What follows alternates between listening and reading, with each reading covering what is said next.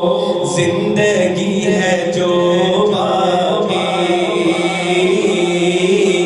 जिंदगी है जो बाकी, हो बसर मदीने में। जिस जिसको समझ आया वो जरा बुलंद आवाज से कह दे सुभान अल्लाह। आपने जो है ना, आप दिल में आमीन कहना है।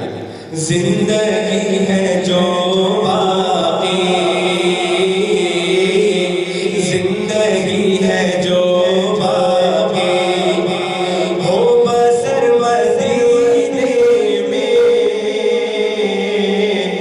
ऐ खुदा बना दे तू, ऐ खुदा बना दे तू मेरा घर मदीने में।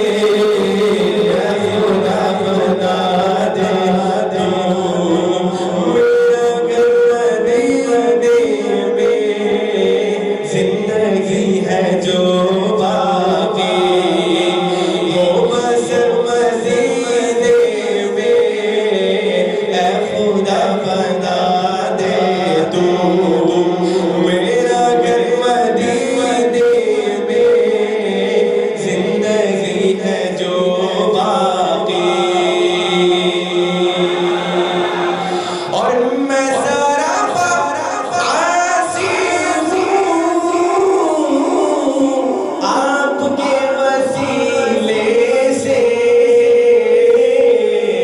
जाके मैं भी हो जाऊं, हाँ जाके मैं भी हो जाऊं मोतबर मदीने में।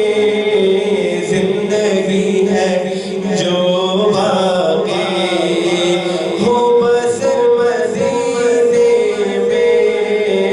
ऐ खुदा बना दे तू मेरा घर मदीने में।